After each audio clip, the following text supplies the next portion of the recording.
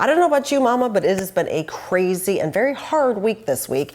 So I don't even know what to tell you about 9 weeks, but I'll share what happened to us in this week's video. If you caught our 8-week video, you heard me talk about Faith having a little bit of a cough and a cold.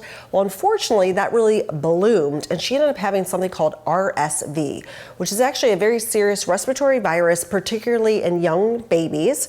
And it actually is the #1 reason that babies are admitted to the hospital. So let me just tell you, last week was traumatic for us as a family. It was absolutely terrifying because my daughter, Faith, it started as just this little cough, and it just kept getting worse and worse and worse to the point where we were wondering, oh my gosh, do we have to go to the emergency room?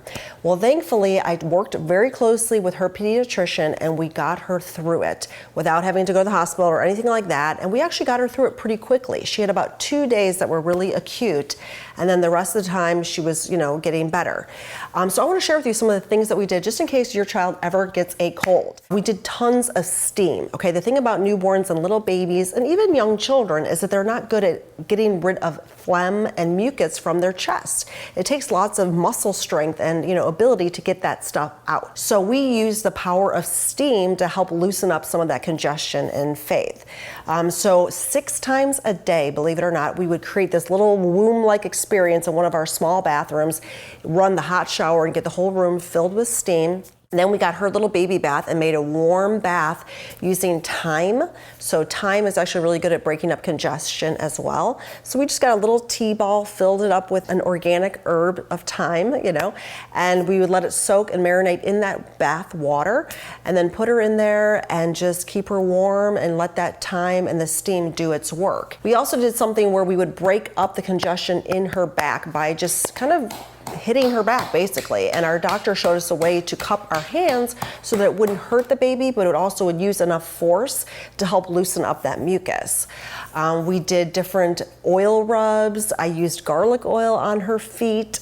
I even chopped up some raw onion and put it in her room when she slept. I know that sounds crazy, but some moms had actually suggested this. So we just used all the different tools in our toolbox to get her well, and it actually worked. Thank you, God. Now that we've gotten through all the trauma, some things that I'm doing to help boost her immune system through my breast milk is I'm taking elderberry. So every day I take a couple scoops of elderberry and mix it up in some yogurt. You also could do the elderberry syrup. I'm also taking a vitamin D and K blend as well as a probiotic. And then of course, baby Faith, now I'm giving her a probiotic every day, and I just mix it with a little bit of breast milk and I give it to her with a little syringe. So I'm hoping that that will keep these little colds and flus and all that stuff at bay. The other thing that we decided to do, because we're in a situation where we can do this, is we pulled Paloma from her little pre-K. She, is not even in kindergarten yet. There isn't necessarily a reason for her to be in school except for more socialization. So she only has a couple more months left anyway. So we're like, okay, let's just pull her out and we're just gonna have her at home because I want to reduce her exposure to these coughs, colds, and flus. So hopefully that combination will help us stay healthier. But I hope your 9th week was a lot calmer and happier and easier than mine. And of course, if you do have older kids, stay on top of it. I kind of got a little bit lax with that. So be sure they're washing their hands before they touch baby.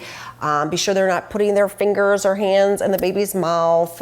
Hello, common sense. But I like to say you can kiss her feet, rub her feet. I really focus on the feet of the baby and having them engage with the lower part of her body versus her face where all the mucous membranes are. So there you have it, our week 9. I hope yours was calmer and easier and that you both are healthy and well, and we'll catch you next time.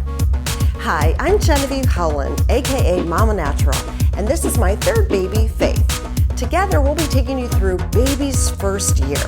So be sure to sign up for your free updates at mamanatural.com or subscribe to my YouTube channel. Thanks so much, and we'll catch you next week.